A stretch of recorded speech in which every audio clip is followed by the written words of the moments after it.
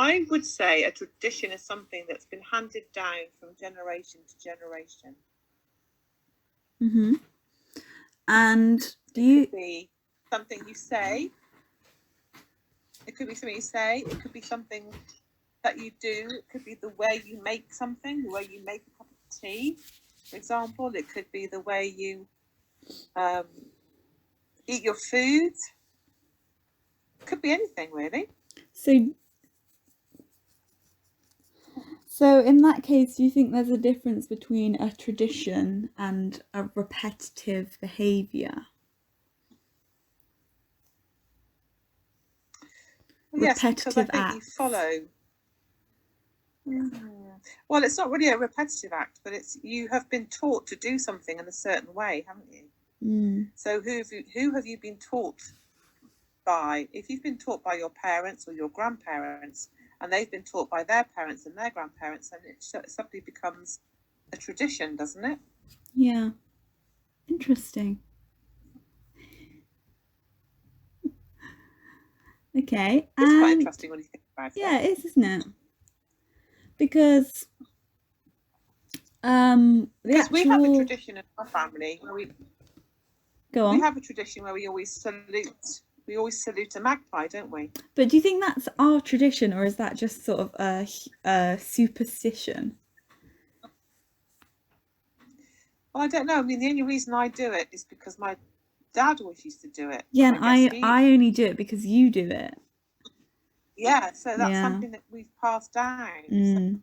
So is it a super? I mean, I don't know. Maybe it's a bit of both. Maybe it's a bit of blurring. There's a bit of a blurring there. Yeah. So would you think so?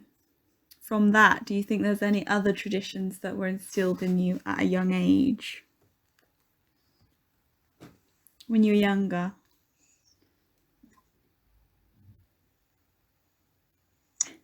Again, I think they're sort of steeped in superstition a little bit. That's fine. For example, I never ever put new shoes on the table. No. Me neither. You know what I mean? I never put new shoes on the table because it's bad luck. But is it because it's bad luck mean it's superstition, or is that something I do because it's always been instilled in me that you would never do it? And I don't do it because when I would do that, you'd say, "Don't put new shoes on the table." But does that mean I'm superstitious? Yeah, I know. And then you'll probably say it to your children. Yeah, but is that me being superstitious, or is that me just a memory that's stuck with me? That's you following something. That's you following something that has been said to you by your mom, by your parent, and it's been said to her by her parents. So what makes the difference between a superstition and a tradition? Is it who said it to you, or is it something that, I don't know, what you think it means if you break? Handed down by the generations. Yeah. Yeah. I mean, what do you think a tradition is? Well, I don't know. This is what I'm trying to decide, because I don't know if I would say a family tradition is going on a dog walk. I'd say that's more of just a repetitive memory in life. I don't really think that. I think traditions maybe are a bit more purposeful from generation to generation. Like people kind of instill them with a bit more purpose rather than they are just already there, you know. I mean, I don't think tradition has as much importance in today's society, perhaps, as it did in my parents' society, and definitely their parents. And I think also it depends on, I don't know, whether you come from a traditional style of family. Yeah. I mean, there are families that don't have any tradition, aren't there? Because they're just not that way inclined. Yeah, but that's what I would like to do that if I have kids. What, you'd like to instill some traditions in them? Well, I like the idea of. I mean, is it a tradition that you always take your shoes off? I like the idea of if your dad is I don't know, doctor, then the son becomes a doctor. I think that's quite funny.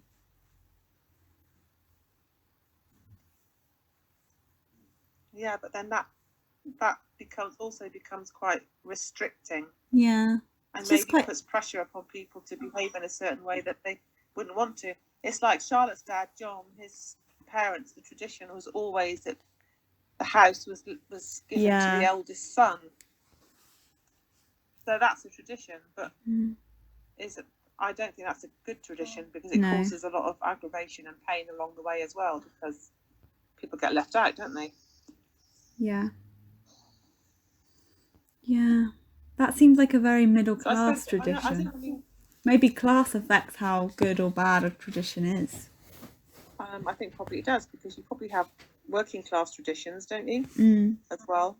And that might be interesting to look into. What's a typical working class tradition? Yeah. You know, is it fish? You know, having fish on Friday, that's a tradition. Yeah. People eat fish on a Friday, don't they? But where's that come from? I mean, we always eat fish on a Friday. Do you? No. It's because Jesus ate fish on a Friday, isn't it? Yeah. So what? You know, where does it come from? I mean, another tradition is, if you spill some salt, you're meant to throw some over your shoulder, aren't you, to take away the bad luck? I think tradition, a lot of it's steeped in superstition. I think.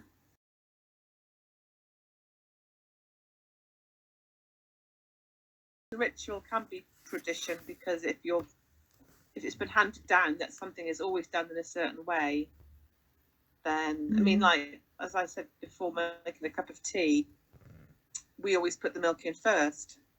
We'd never not put the milk in first. I don't put the milk in first. I would never not put the milk in first. Well, you put milk and then a tea bag and then water in. No, I put the tea bag in and then the hot water. Oh, of course, that's normal. Oh yeah, that's not the milk in first. That's the milk in last. I'm thinking if you have a teapot, if you had a teapot, you put the milk in first and then you put the tea from the teapot. I see. Oh yeah, because we're known to drink from a teapot. No, I don't know. That was a bit weird. I was thinking with a teapot, you'd always have milk first. Oh yeah, that's that. Yeah. People pour the tea in and then put the milk in. Because that's like breakfast. Of course, these days, no one has a teapot these days, do they? So I know that's. Yeah. Do you think that you have a traditional family?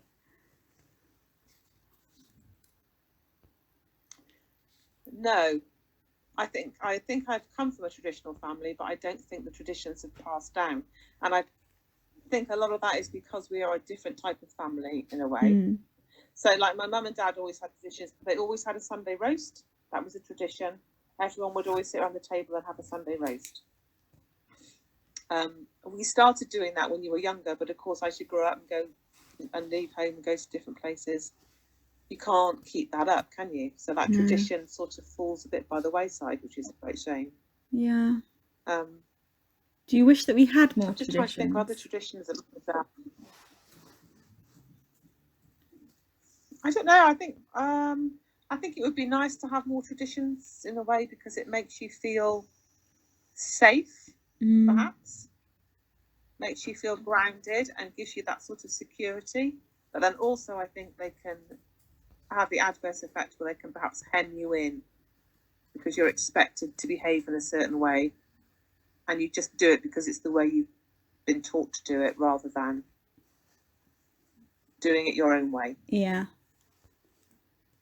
My tradition at the moment is eating an entire family-sized chocolate bar to myself. That I hope to pass on to my children.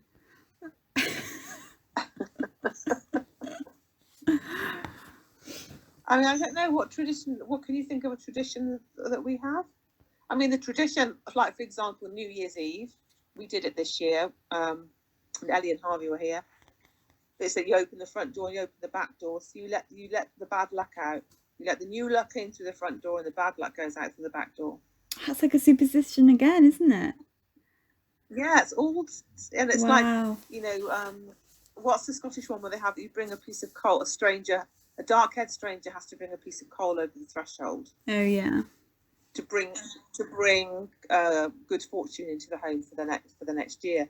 But again, I think that's all based on sort of superstition. That's quite a nice one though, because there's like a story behind it. Rather than like, why do you salute a magpie just because it's bad luck? But there's no, what's the reason for that? Well, I don't know where that's come from. Yeah. There must be a reason why the first person did it. Why did they do it? Like to look into that. Okay, and what do you think made you want to write about your heritage in your PhD? About the clan, the Gunn clan. So that is heritage, not tradition. Not tradition, yeah. But it's the traditional. Okay, the reason I wanted to look into it was because although, and in fact it was interesting because when I was saying this to my PhD supervisor, who I've never met before, he was smiling and nodding because he felt exactly the same way. And it's because I've got this affinity with Scotland and I don't know why, because I've been there, but very infrequently. I certainly wasn't born there. I certainly wasn't taken there like every holiday with my parents or anything.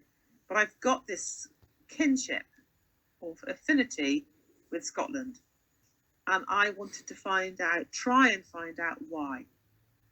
Yeah. What is it that makes you, like, and my supervisor said he was born there, but he was born there they left when he was 2 years old and they went to, I don't know, Birmingham or something. And he's never been back since he was 2. But he feels drawn to it that he believes that he's Scottish, even though he's not really. You know what I mean? And they don't do Scottish things, and his parents aren't particularly Scottish. But you feel that you've got this something inside you. It's like something deep inside you that is on a, I don't know. It's like, I can't explain it. It's like a pulling towards it, and I want to know. And I was just interested then to find out with clanship, and because clanship means kinship. In fact, clan, C-L-A-N-N, means child, children. And I just thought it was quite fascinating. And I wanted just to find out more about it, really. Great. Do you think that was that's just merely because you were really close with Grandma? And you don't want to lose, maybe? I don't know why. I mean, obviously my grandma I was obviously very close to my mother. And I absolutely adored my grandmother. But I don't know. I just want to find out more about them. And I just want to find out.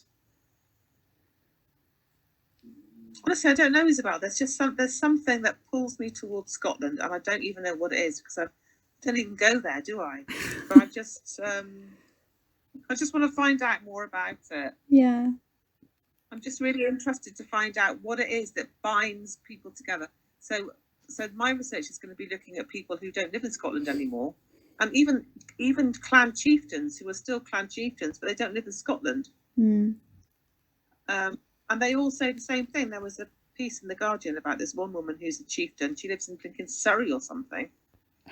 And she said she just feels this need to do it because she feels this affinity and this duty to look after the people in her clan, because obviously her father was and her grandfather was, and it went on and on and on down the line, and it's fallen upon her to do it. And she, even though she doesn't live there anymore, she doesn't even have relatives there anymore, she still has this yearning to be part of it.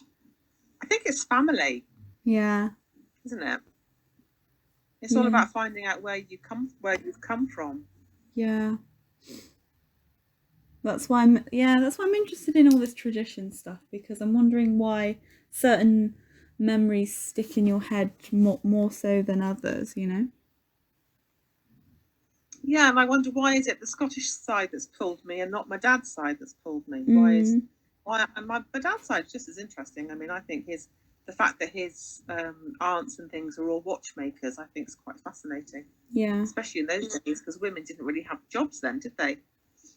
But I thought, well, that's quite interesting. But it's not. I think also it probably is because of the traditions that go with it as well, and because you can track it. You know, you can track the clans back to the medieval ages. You can track the beginning of it. I think because if you're part of a clan, even though you're not necessarily related to the other clan members, because that's not the case. You know, it's not necessarily that you were relatives of these people, but they became a family unit, and you can track the clan members and the clan chiefs way back to the Vikings. So you feel like you're part of this strand of humanity that belongs to you.